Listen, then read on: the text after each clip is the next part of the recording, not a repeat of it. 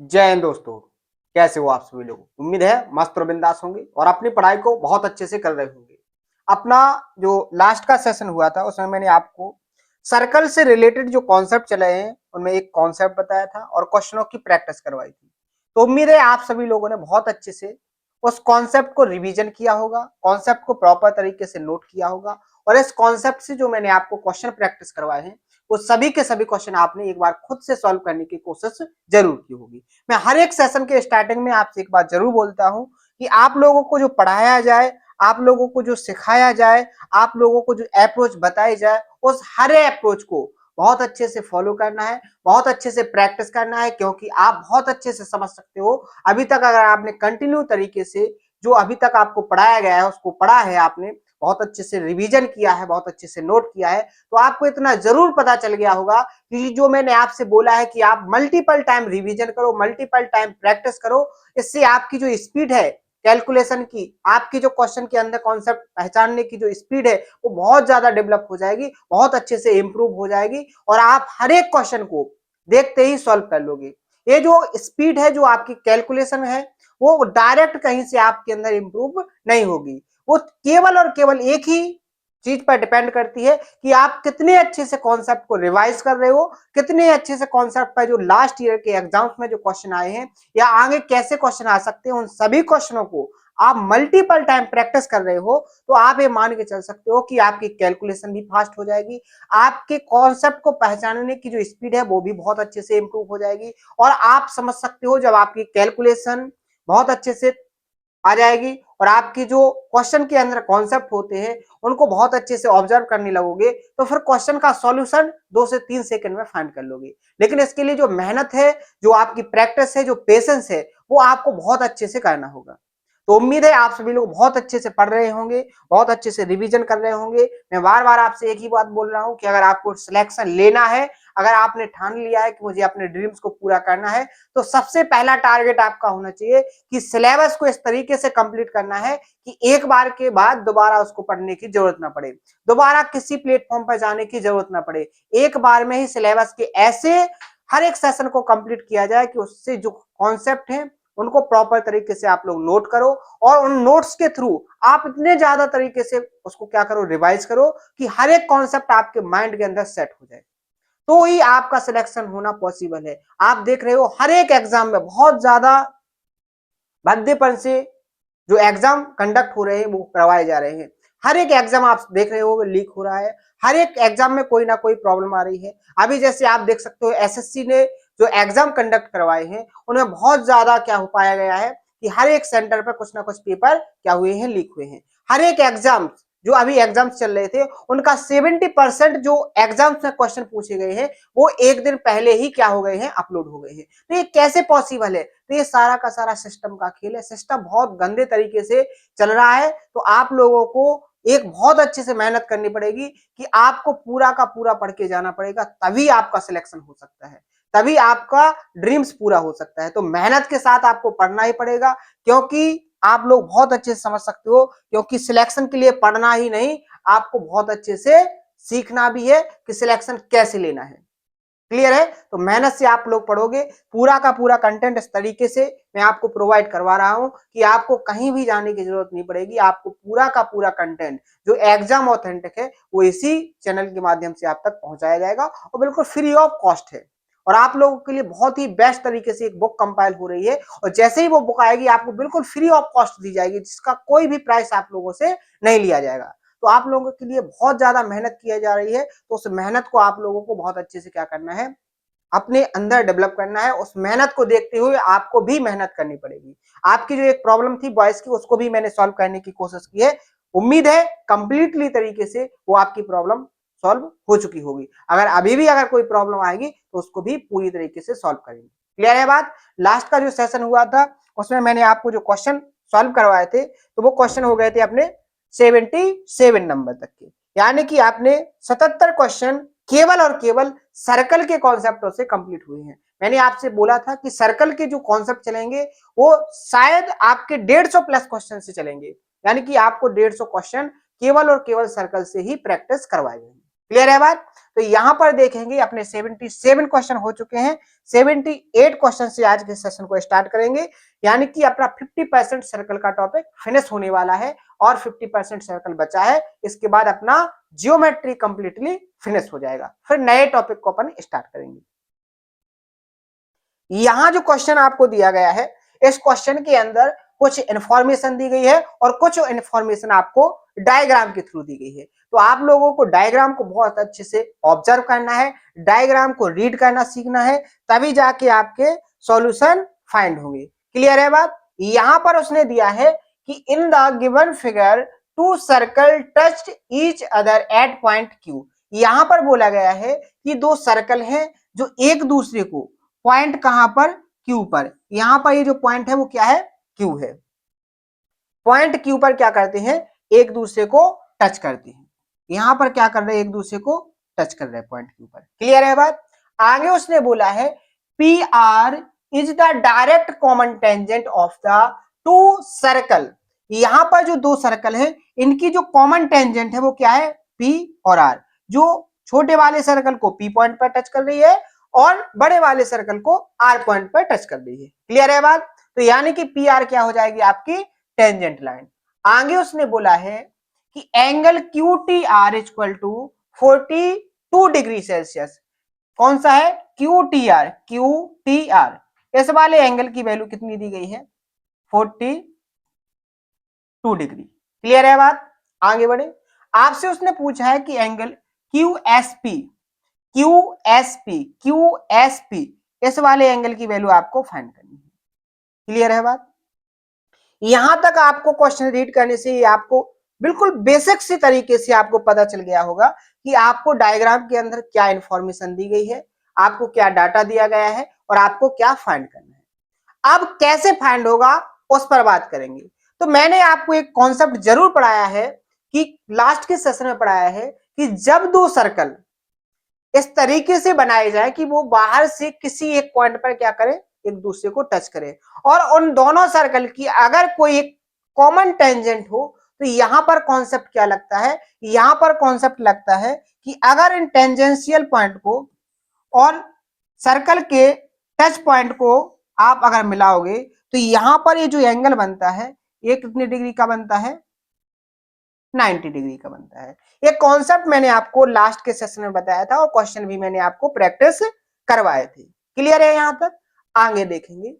अब इसके बाद आप बोलोगे कि सर इससे आपका सॉल्यूशन कैसे फाइंड होगा। बिल्कुल फाइंड होगा। जैसे ही आपने इनको बनाया तो यहां से आप देखोगे एक कॉन्सेप्ट आपको और नजर आएगा। वो कॉन्सेप्ट क्या है, अब वो कॉन्सेप्ट उन्हीं को पता होगा जिनने सारे के सारे सेशन कंप्लीट किए हैं।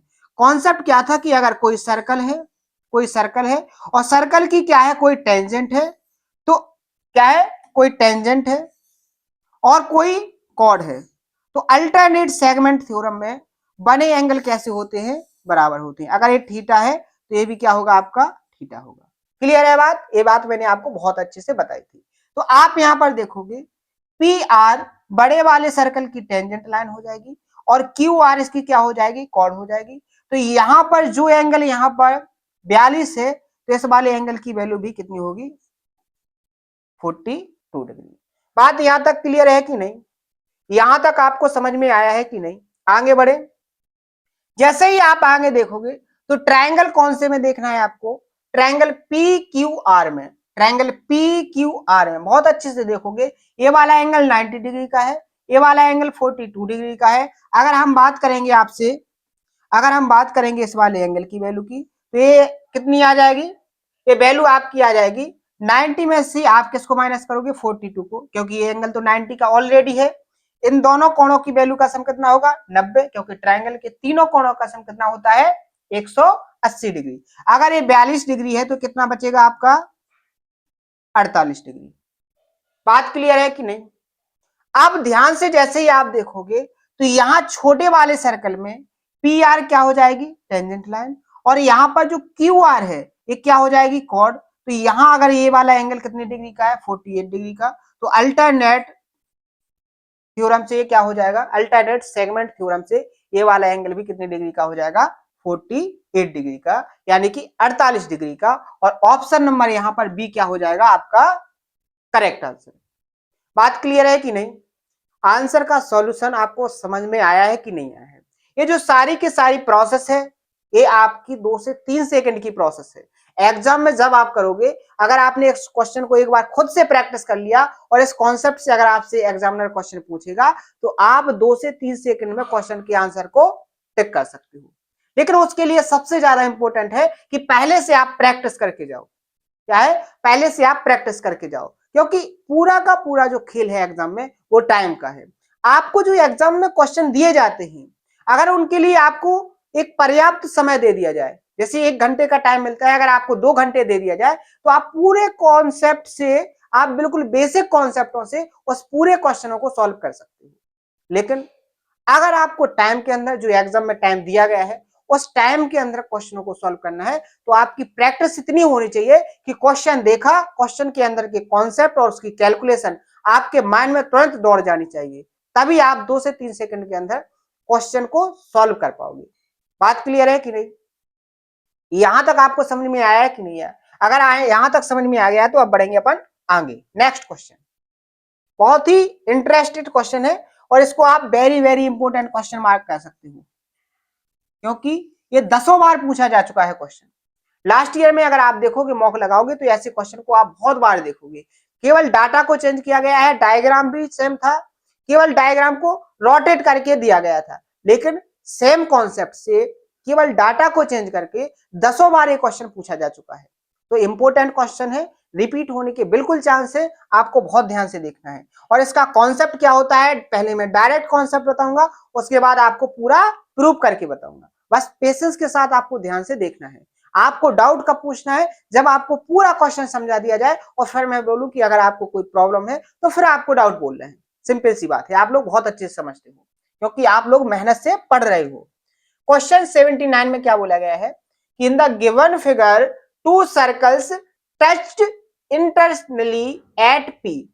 यहां पर जो 2 सर्कल है, अब वो एक्सटर्नली टच नहीं कर रहे हैं, वो टच कहां पर कर रहे हैं? इंटरनली, यानी कि अंदर टच कर रहे हैं। अभी तक जो सर्कल टच कर रहे थे, वो कहां पर कर रहे थे? बाहर की तरफ। लेकिन यहां पर जो सर्कल है, वो अंदर की ओर टच कर रहे हैं। तो यहां आपको एक्स्ट्रा कॉन्सेप्ट ना बता के, आपको क्वेश्चन के अंदर ही कॉन्सेप्ट समझाने की कोशिश कर रहा हूं। उम्मीद है बहुत अच्छे से आप लोग समझोगे।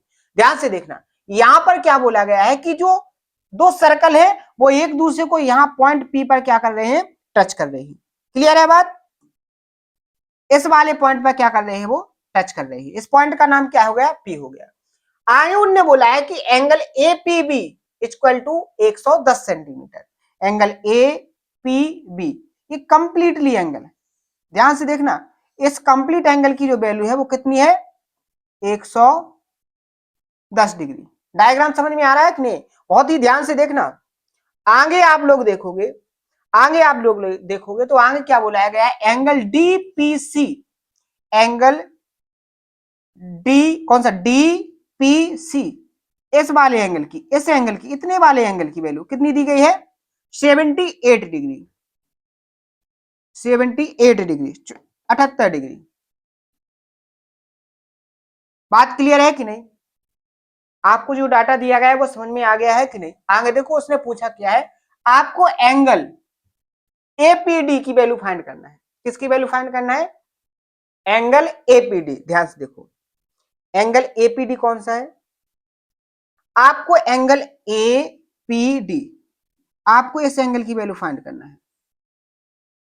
आपको इस वाले एंगल की वैल्यू को फाइंड करना है। क्लियर है बात? चाहे एग्जामिनर आपसे इस एंगल की वैल्यू पूछे, या फिर वो आपसे पूछ ले कौन सी एंगल की वैल्यू? इस वाले एंगल की। ये दोनों एंगल कैसे होंगे? इक्वल लेंथ के होंगे। कैसे होंगे वो अभी आपको बताया जाएगा, पेशेंस रखो। ठीक है, कहां से आया कैसे आया वो आपको बताया जाएगा, पेशेंस रखो। अगर एग्जामिनर आपसे या पूछ ले आपसे एंगल ए पी डी, या पूछ ले एंगल आपसे क्या? B P C, angle B P C, तो इसकी जो वैल्यू होगी वो क्या होगी? जो कंप्लीट एंगल बन रहा है, एंगल बी पी ए या ए पी बी, इस वाले एंगल में से angle A P B minus आपको क्या करना है? माइनस करना है आपको कौन सा एंगल? ये जो छोटा है D P C, angle D P C, और फिर इसका क्या करना है आपको, आधा। क्या करना है, आधा। अगर आप इस कॉन्सेप्ट से अपने क्वेश्चन का आंसर देना चाहो तो क्या निकलेगा, आप देखोगे यहां से 110 माइनस कितना हो जाएगा 78, और 110 में से अगर आप 78 को माइनस करोगे तो आपका कितना बचेगा 32, और 32 को जब आप 2 से डिवाइड करोगे तो कितना आ जाएगा 16। यानी कि ऑप्शन नंबर आपका बी यहां पर क्या हो जाएगा, करेक्ट आंसर।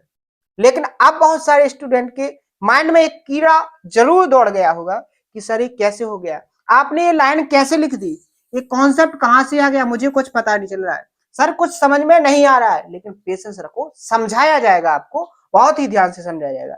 यहां पर देखो, यहां पर देखो कॉन्सेप्ट को कैसे प्रूव करते हैं, इस बात को आप लोगों को समझना है। यहां देखो, मैंने ये पूरा का पूरा हटा दिया, अब बहुत ही ध्यान से देखना। यहां पर आपको ध्यान से क्या देखना है, यहां पर देखो, मैंने मान लिया, मैंने क्या मान लिया, मैंने मान लिया कि बहुत सारे डायग्राम में मैंने आपसे बोला है कि जब आपको कुछ ऐसा प्रूव करना हो कि कुछ समझ में ना आ रहा हो, तो फिर आप कुछ ना कुछ ऐसा क्रिएट करो जो आपको कॉन्सेप्ट पता हो। डायग्राम में कुछ ना कुछ ऐसी क्रिएटिविटी करो जिससे आपके कॉन्सेप्ट लगना स्टार्ट हो जाए। बस कॉन्सेप्ट आपके लगना स्टार्ट होंगे और फिर आपके ऑटोमेटिक आगे का रास्ता क्लियर होता जाएगा, और आप जो फाइंड करना चाहते हो वो आपको बेसिक तरीके से फाइंड हो जाएगा। क्लियर है बात? तो मुझे यहां पर क्या क्रिएटिविटी करनी पड़ेगी, वो आपके माइंड में क्लिक करनी चाहिए। अब वो क्लिक कैसे करेगी, वो मेरे माइंड में कैसे क्लिक करेगी, वो इस तरीके से क्लिक करेगी कि मैंने एक कॉन्सेप्ट अभी जस्ट लास्ट के सेशन में पढ़ा था कि जब दो सर्कल एक दूसरे को एक्सटर्नली टच करें, यानी कि बाहर की ओर से टच करते हैं, तो वहां पर एक कॉन्सेप्ट मैंने पढ़ा था। लेकिन यहां उसका अपोजिट हो रहा है, तो क्या यहां पर भी उस कॉन्सेप्ट का यूज कर सकते हैं? बिल्कुल कर सकते हैं। डायग्राम में कुछ ना कुछ उससे हेल्प आपको जरूर होगी। तो मैंने यहां पर क्या काम किया, यहां पर एक टेंजेंट निकाल दी। वो भी टेंजेंट थी, वो टेंजेंट कहां से निकाल रहे थे अपन, जहां पर वो दोनों सर्कल एक दूसरे को टच कर रहे थे। तो यहां पर भी मैंने क्या निकाल दी, एक टेंजेंट निकाल दी, जहां पर ये दोनों सर्कल इंटरनली टच कर रहे हैं। बात क्लियर है कि नहीं? यहां तक बात आपको समझ में आई? तो फिर आपने बोला कि सर इसको करने से क्या होगा, बिल्कुल कुछ ना कुछ होगा। आप ध्यान से देखो, ध्यान से जैसे ही देखोगे तो यहां पर एक एंगल बन जाएगा जी वाला, ये वाला एंगल, और मैंने इस एंगल को मान लिया अल्फा। मैंने क्या मान लिया इसको, अल्फा। बात क्लियर है? अब ध्यान से आप लोग देखो, ध्यान से आप लोग देखो, कौन से सर्कल के लिए, इस बड़े वाले सर्कल के लिए, इस बड़े वाले सर्कल के लिए देखो, ये टेंजेंट है और आपकी बीपी कॉर्ड है।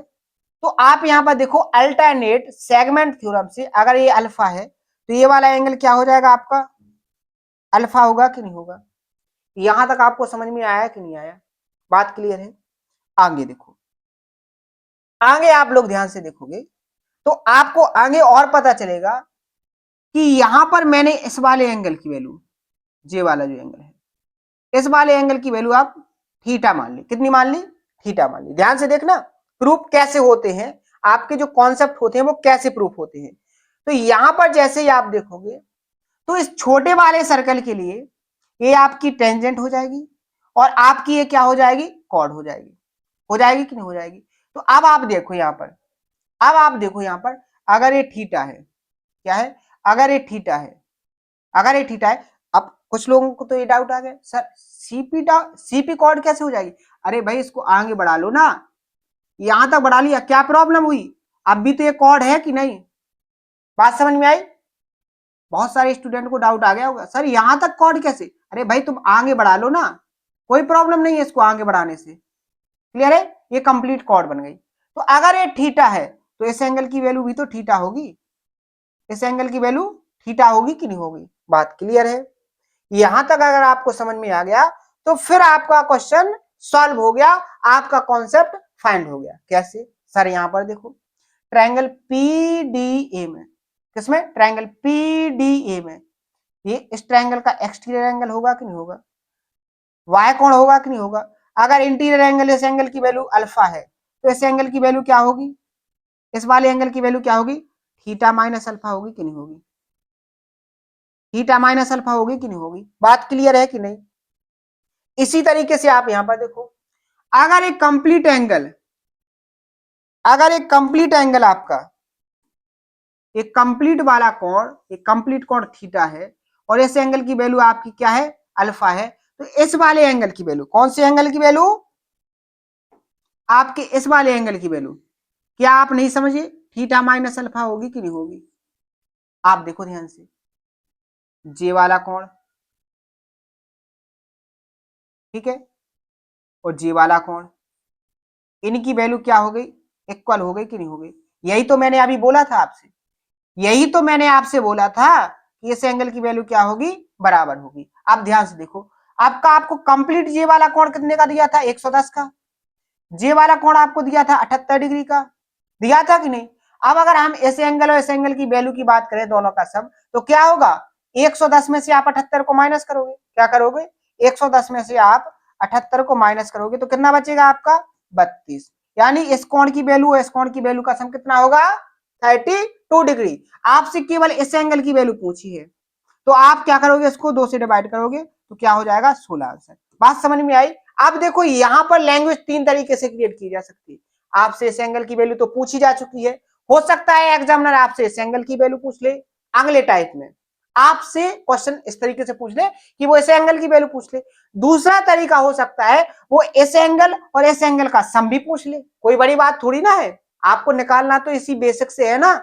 बात समझ में आई कि नहीं आई।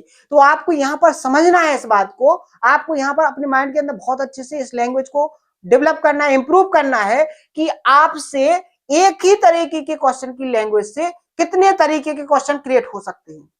लेकिन ये सारी की सारी प्रोसेस प्रैक्टिस पर डिपेंड करेगी। ये जो आपको समझ में आया ना, ये तभी समझ में आएगा आपको, जो मैं आपको समझाने की कोशिश कर रहा हूं वो आपको तभी समझ में आएगा जब आप बहुत सारे क्वेश्चनों की प्रैक्टिस करोगे, बहुत सारे जो कॉन्सेप्ट आपको पढ़ाए गए हर एक कॉन्सेप्ट को आप मल्टीपल टाइम रिवाइज करोगे, मल्टीपल टाइम उन पर प्रैक्टिस करोगे। तो ये जो प्रोसेस मैंने आपको समझाई है, जिस प्रोसेस को समझाने के लिए मुझे यहाँ पर 5 से 6 मिनट का टाइम देना पड़ा आप लोगों को, ये प्रोसेस आपको बहुत अच्छे से तब आएगी जब आप बहुत अच्छे से प्रैक्टिस करोगे।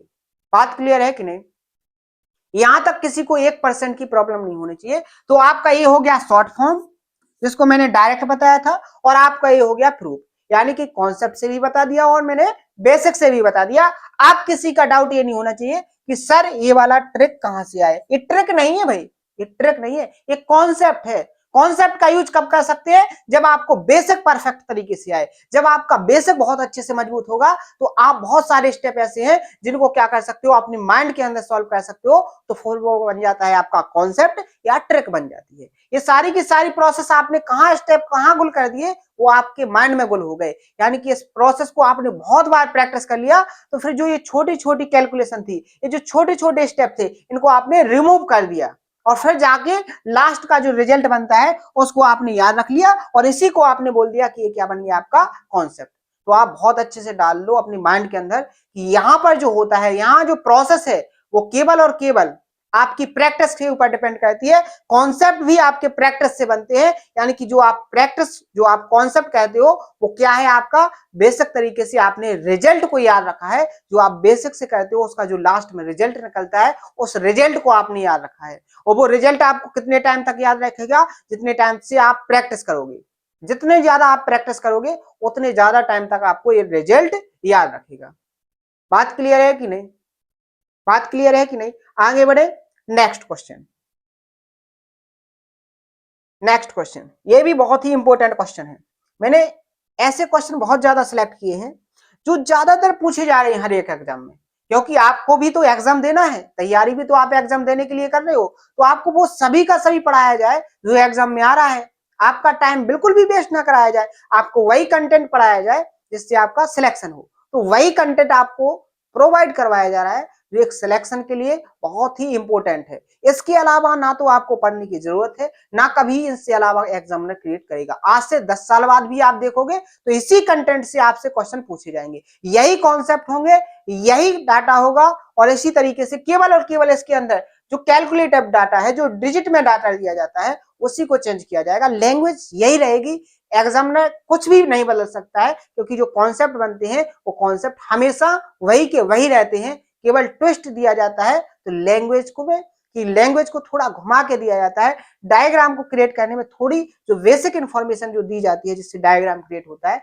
उसमें क्या लगा दिया जाता है, लैंग्वेज में ट्विस्ट लगा दिया जाता है, फिर वो क्वेश्चन बन जाते हैं टफ, क्योंकि वो हर एक स्टूडेंट के माइंड की इतनी क्षमता नहीं है, क्योंकि हर एक स्टूडेंट आप जितनी प्रैक्टिस नहीं कर रहा है, आप जितनी ज्यादा प्रैक्टिस कर रहे हो इतनी और स्टूडेंट नहीं कर रहे हैं, ठीक है। तो उनको एक सारा का सारा सिलेबस कैसे लगने लगता है, टफ लगने लगता है, ठीक है। तो उम्मीद है आप लोग बहुत अच्छे से समझ रहे होंगे। इस क्वेश्चन को कैसे सॉल्व करना है, सबसे पहले शानदार तरीके से बिल्कुल माइंड को शांत करके क्वेश्चन को रीड करेंगे। क्वेश्चन में क्या बोला गया है कि A B is a chord in a circle with centre O. यहां पर बोला गया है कि जो ए बी है वो सर्कल सेंटर ओ वाले सर्कल की क्या है, कॉर्ड है, यानी जीवा है। बात क्लियर है। आगे बोला है A B produced to C, A B को सी तक कहां बढ़ाया गया है, ए बी को सी तक बढ़ाया गया है, सच दैट किस प्रकार के BC is equal to the radius of the circle, जो सर्कल की रेडियस है वो BC के कैसे है, बराबर है, यानी कि रेडियस और BC की लेंथ कैसी हो गई,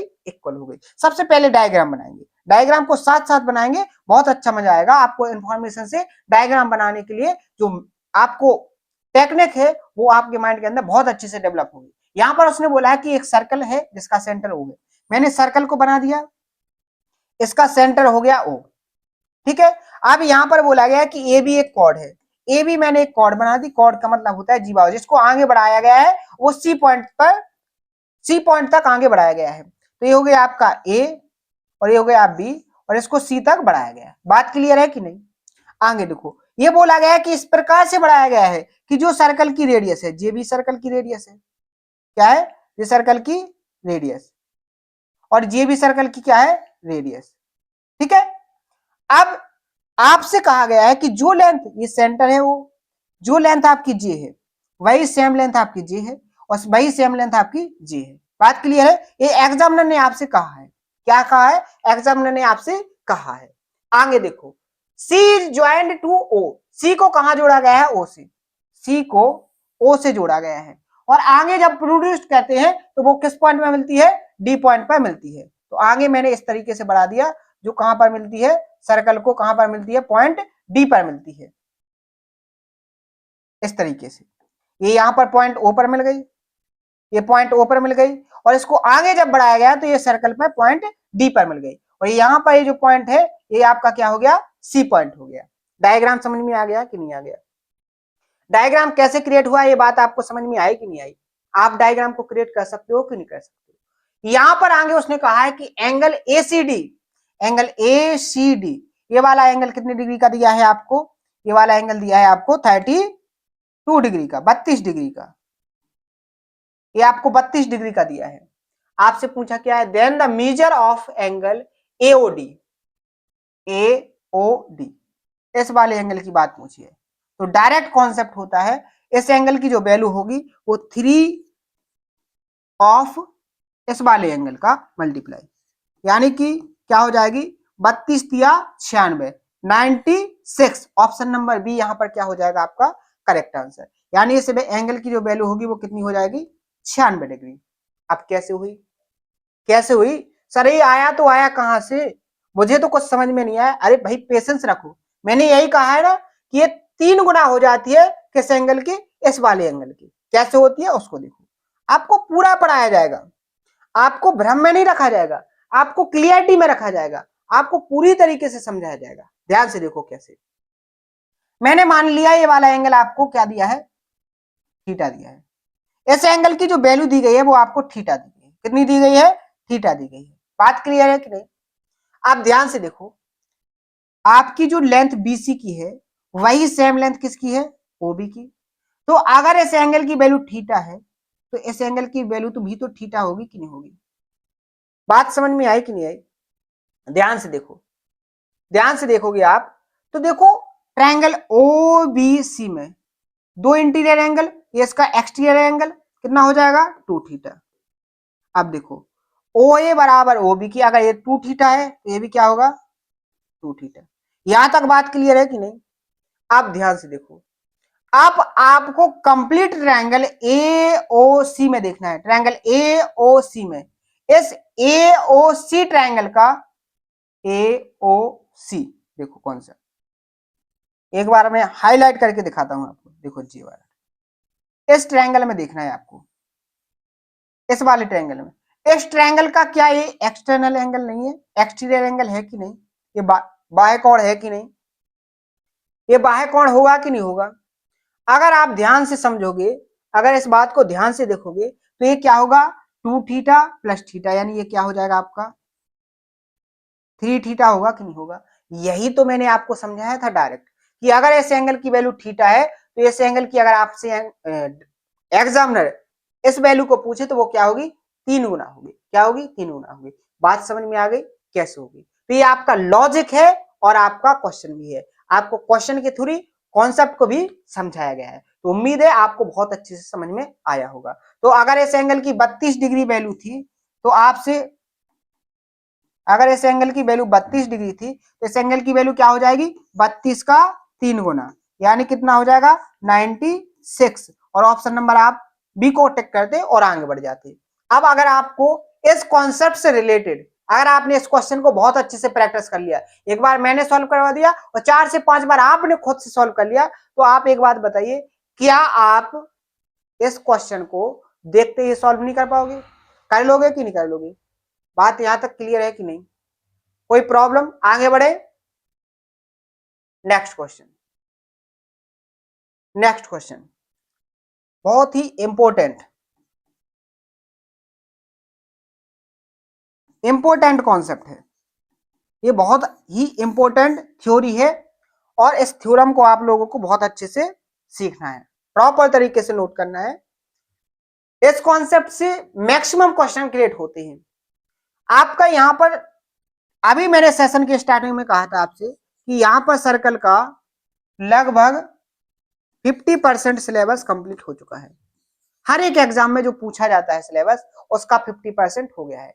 तो आप यहां से अनुमान लगा सकते हो कि जो आपके बेसिक कॉन्सेप्ट थे, जो आपके बेसिक कॉन्सेप्ट थे वो आपके कंप्लीट हो चुके हैं।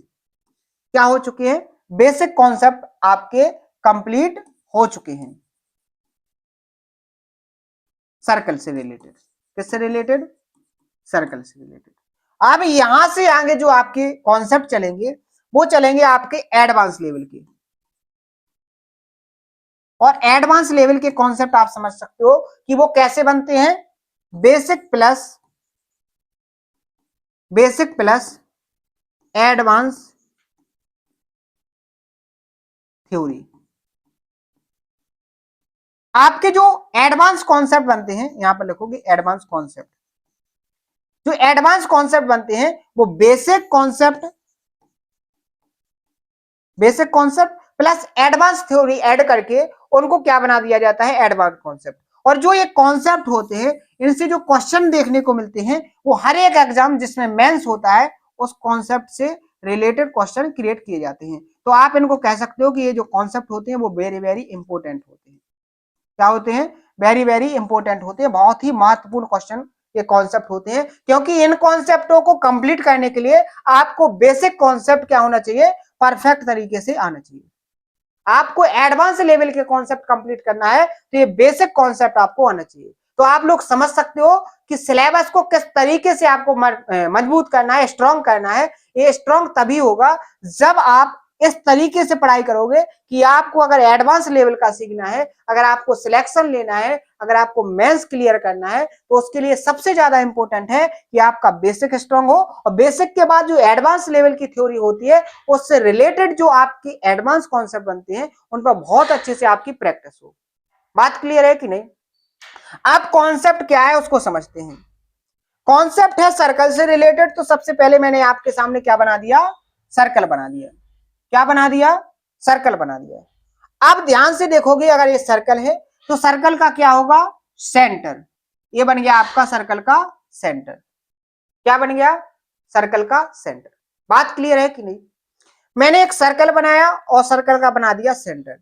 अब कॉन्सेप्ट की जो थ्योरी कहती है वो कहती है कि सर्कल के बाहर किसी एक पॉइंट से, सर्कल के बाहर किसी एक पॉइंट से अगर आप सर्कल पर कोई टेंजेंट खींचते हो कॉमन पॉइंट से, तो मैंने दो टेंजेंट इस तरीके से खींच दी, एक आपकी ये टेंजेंट हो गई और दूसरी टेंजेंट आपकी ये हो गई। दूसरी टेंजेंट आपकी जी हो गई। यानी एक सर्कल है और सर्कल की दो टेंजेंट खींच दी। ये यहां पर पॉइंट हो गया आपका ए और यहां पर पॉइंट हो गया आपका बी, और ये जो कॉमन पॉइंट है दोनों टेंजेंट का ये हो गया आपका पी। तो यहां से जो लॉजिक कहता है, लॉजिक में जो थ्योरी कहती है वो क्या कहती है कि यहां पर एक तीसरी टेंजेंट निकाली गई है। क्या निकाली गई है? तीसरी टेंजेंट। किस तरीके से कि वो सर्कल को और क्या करे, कॉर्ड को क्या करे, टच करे, इन दोनों टेंजेंट को टच करे और इस सर्कल को टच करे, इस तरीके से ये, ठीक है, ये यहां पर टच करती है। बात क्लियर है? और आपकी जो टेंजेंट है इनको मान लीजिए P और Q पर क्या करती है, इंटरसेक्ट करती है, काटती है, प्रतिच्छेद करती है, और यहां पर ये पॉइंट पर इस सर्कल को क्या करती है, टच करती है। बात क्लियर है इस पॉइंट पर? ठीक है, क्लियर है बात? तो एग्जामिनर कहता है कि जो सेंटर पर एंगल बनेगा, जो आपका यहां पर सेंटर पर एंगल बनेगा, सॉरी यहां से यहां पर जो सर्कल इन पॉइंटों से यहां से देखो, ध्यान से देखना, यहां पर जो सेंटर पर एंगल बनेगा, यहां पर जो एंगल बनेगा, इस एंगल की वैल्यू क्या होगी? अगर यहां पर बने एंगल की वैल्यू थीटा है तो इस एंगल की वैल्यू क्या होगी? तो यहां पर कॉन्सेप्ट कहता है कि इस एंगल की वैल्यू होगी 90 माइनस थीटा बाई 2। क्या होती है? 90 माइनस थीटा बाई 2। यहां पर थ्योरी के फॉर्म में लिखोगे इफ एंगल P, सॉरी यहां पर ये P बन गया था, तो यहां पर आप ले लो C और D। ये C हो गया आपका, ये D हो गया। तो यहां पर आप लोग लिखोगे CPD, angle CPD equal to, अगर थीटा डिग्री है, कितना है, थीटा है, तो एंगल, तो एंगल COD, एंगल COD इसकी जो वैल्यू होगी वो होगी 90 माइनस थीटा बाई 2। सबसे पहले कॉन्सेप्ट को माइंड के अंदर सेट कर लो, क्योंकि प्रूफ तो आपको पढ़ाया जाएगा। अगर आपको प्रूफ याद नहीं रहा तो आपको कॉन्सेप्ट तो याद रहेगा ही रहेगा, जिससे आपके क्वेश्चन सॉल्व हो जाएंगे। क्लियर है बात? ये हो गया आपका कॉन्सेप्ट। ठीक है, अब ये कैसे आया है, कहां से आया है, इसको समझने के लिए देखते हैं अपन इसका प्रूफ। आपको हर एक कॉन्सेप्ट का प्रूफ पढ़ाया जाएगा। आप कॉन्सेप्ट को बनाना सीखोगे कि कॉन्सेप्ट बेसिकली बनते कैसे हैं, आपको यह सिखाया जा रहा है। यहाँ पर आपको ये नहीं बताया जा रहा कि ये यहां से आ गया, इसको ये मान लेते हैं, इसकी वैल्यू इतनी होती है और आपको याद रखना है, बिल्कुल नहीं। आपको पूरा सिखाया जाएगा कि ये वैल्यू आई तो आई कहां से है। अगर आप कॉन्सेप्ट को भूल भी जाओ और अगर आपने टाइम को सेव कर लिया तो आप बेसिक से करने की यहां पर क्षमता रख लोगे। क्लियर है? क्योंकि इंपॉर्टेंट क्वेश्चन होते हैं तो उनमें कॉन्सेप्ट बहुत ही लॉजिकल तरीके से क्रिएट किए जाते हैं। बात क्लियर है? अब इसका प्रूफ क्या है, कैसे ये आया है, उसको समझिए। अब मैंने क्या काम किया, अगर इस टेंजेंट को यहां पर मिला दिया, इस टेंजेंशियल पॉइंट को सेंटर से मिलाया, इस वाले टेंजेंशियल पॉइंट को भी सेंटर से मिला दिया,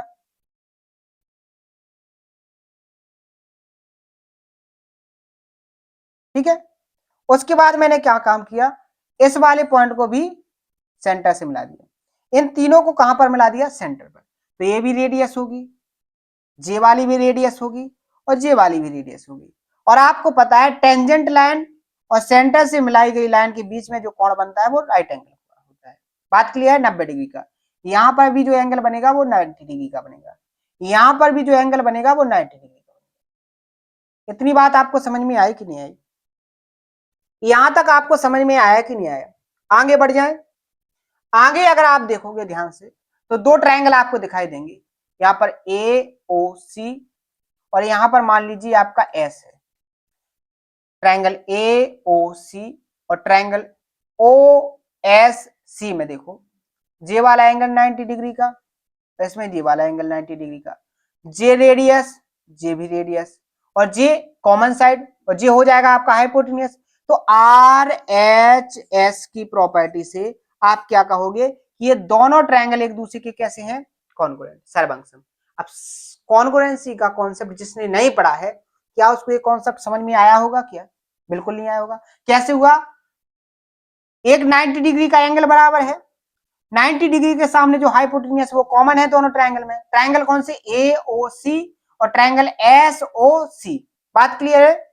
ये दोनों ट्रायंगल क्या RHS की प्रॉपर्टी से कॉन्ग्रुएंट हो गए। अगर कॉन्ग्रुएंट हो गए तो ये दोनों जो ट्रायंगल होंगे इनके जितने भी करस्पॉन्डिंग एंगल्स होंगे, जितने भी करस्पॉन्डिंग साइड्स होंगी, वो कैसे होंगे? इक्वल होंगी। मान लीजिए ये एंगल आपका कितना है? अल्फा है, तो इस एंगल की वैल्यू भी क्या होगी? अल्फा होगी कि नहीं होगी? बात क्लियर है कि नहीं? यहां तक आपको समझ में आया कि नहीं आया? अब आगे देखो, अब आगे देखोगे आप तो इसी कॉन्सेप्ट का आप यूज करोगे कहां पर? यहां पर ट्रायंगल कौन से में? ट्रायंगल OSD और ट्रायंगल OBD में।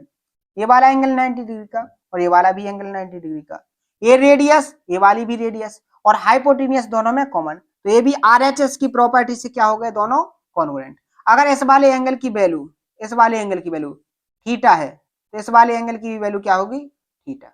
बात क्लियर है कि नहीं?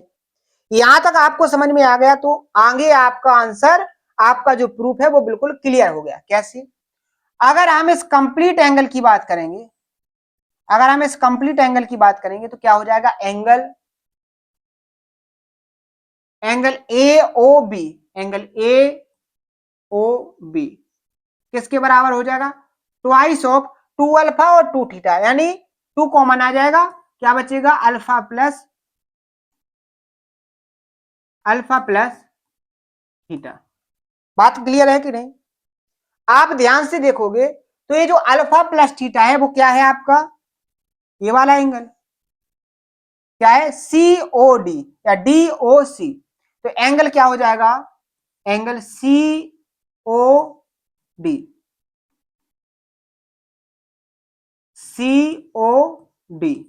बराबर, यहां देखो ध्यान से, एंगल AOB बराबर क्या हो जाएगा? Twice of angle COD। अगर हम एंगल COD की बात करेंगे तो 2 इसके नीचे जाएगा तो क्या हो जाएगा? एंगल AOB बटे 2। बात क्लियर है कि नहीं? यहां तक आपको समझ में आ गया? अब एक कॉन्सेप्ट तो मैं आपको पहले बता चुका हूं, वो कॉन्सेप्ट क्या है? देखो आप लोग पढ़ोगे तो आपको सब याद होगा। मैंने एक कॉन्सेप्ट बताया था, कब? टेंजेंट लाइन में, कि अगर कोई सर्कल है और सर्कल के बाहर से किसी कॉमन पॉइंट से आप टेंजेंट निकालते हो, इस पॉइंट से, तो इस टेंजेंट से टेंजेंट लाइन जब निकालोगे तो यहाँ सर्कल का सेंटर, तो इन टेंजेंशियल पॉइंट यहाँ पर जो एंगल बनेगा, देखो डायग्राम सही से बना,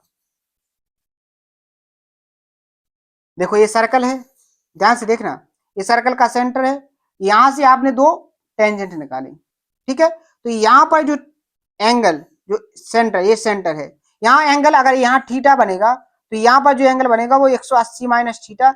इसका मैंने विथ प्रूफ से आपको बताया था और बहुत सारे क्वेश्चन भी मैंने आपको प्रैक्टिस करवाए थे। बात क्लियर है? तो यहाँ पर देखो, यहाँ पर देखोगे अगर इस एंगल की कंप्लीट की बात करें तो ये क्या हो जाएगा आपका? 180 माइनस थीटा। क्या हो जाएगा? 180 माइनस थीटा। होगा कि नहीं होगा? अगर ये कंप्लीट एंगल की हम बात करें तो क्या होगा? 180 माइनस थीटा। तो आप यहां पर देखोगे, आप यहां पर देखोगे ये क्या हो जाएगा? 180 माइनस थीटा। हो जाएगा कि नहीं हो जाएगा? ये कंप्लीट एंगल क्या हो जाएगा? 180 माइनस थीटा। होगा कि नहीं होगा? अब ध्यान से देखोगे आप, यहां AOB की वैल्यू क्या है? AOB की वैल्यू क्या है? Twice of alpha plus theta. क्या है? Twice of alpha plus theta. तो आप यहां पर बताइए इस वाले एंगल की वैल्यू क्या होगी? इस वाले एंगल की वैल्यू क्या होगी? क्या हो जाएगी? अगर ये कंप्लीट थीटा है तो आप यहां पर देखो AOB की वैल्यू क्या होगी? 180 माइनस क्या हो जाएगा यहां पर? Twice of alpha plus theta. Upon में क्या जाएगा यहां पर? 2 जाएगा कि नहीं जाएगा? बात क्लियर है कि नहीं? देखो अल्फा प्लस थीटा, 2 अल्फा और 2 थीटा। बात क्लियर है कि नहीं? बात क्लियर है कि नहीं? ध्यान से देखो, इसका क्या करना है अपन को? आधा। तो आधा करोगे तो ये क्या आ जाएगा आपका? 90 माइनस अल्फा प्लस थीटा। और अगर टोटल थीटा होती तो इसके नीचे क्या आ जाता आपका 2। और ये मैंने आपको विथ प्रूफ के साथ यहाँ पर समझाया है। बात क्लियर है कि नहीं? बात यहां तक डन है कि नहीं? तो ये हो गया आपका क्या कॉन्सेप्ट कि अगर इस एंगल की वैल्यू थीटा है तो यहां पर जो एंगल बनेगा ये वाला, ये क्या होगा 90 माइनस थीटा बाई 2। क्या होगा 90 माइनस थीटा बाई 2। जैसे यहां पर देखो ये क्वेश्चन आपसे पूछा गया था, अगर इस एंगल की वैल्यू 64 डिग्री है तो यहां पर जो बनागा एंगल, इस एंगल की वैल्यू क्या होगी, तो 90 माइनस क्या हो जाएगा 64 का आधा 32। तो यहाँ पर जो एंगल बनेगा वो क्या बनेगा 8, ये हो जाएगा आपका 4 तो 5 58 डिग्री का। यानी ऑप्शन नंबर बी यहाँ पर क्या हो जाएगा आपका करेक्ट आंसर। तो उम्मीद है आप लोगों को बहुत अच्छे से कॉन्सेप्ट भी समझ में आया होगा। ये वाला कॉन्सेप्ट रहा आपका और ये कॉन्सेप्ट पर आपका क्वेश्चन रहा। तो आज के सेशन में मैंने जो आपको समझाया ये कॉन्सेप्ट, ये इंपॉर्टेंट कॉन्सेप्ट है।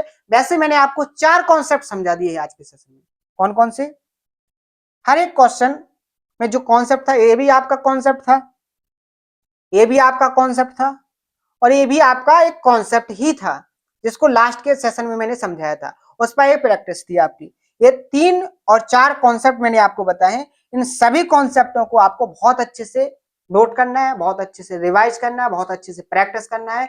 कल के सेशन में यहां से आगे बढ़ेंगे और आगे के कॉन्सेप्टों को बहुत अच्छे से समझेंगे, बहुत अच्छे से सीखेंगे। मेहनत के साथ आप लोगों को पढ़ना पड़ेगा, तभी आपका सिलेक्शन होगा। उम्मीद है आप लोग बहुत ही मेहनत से पढ़ोगे, अपने ड्रीम्स को पूरा करोगे और अपने माँ बाप की उम्मीदों को भी पूरा करोगे, क्योंकि आपके ड्रीम्स पूरे होने से आपके पीछे जो उम्मीदें हैं उनके भी ड्रीम्स पूरे हो सकते हैं।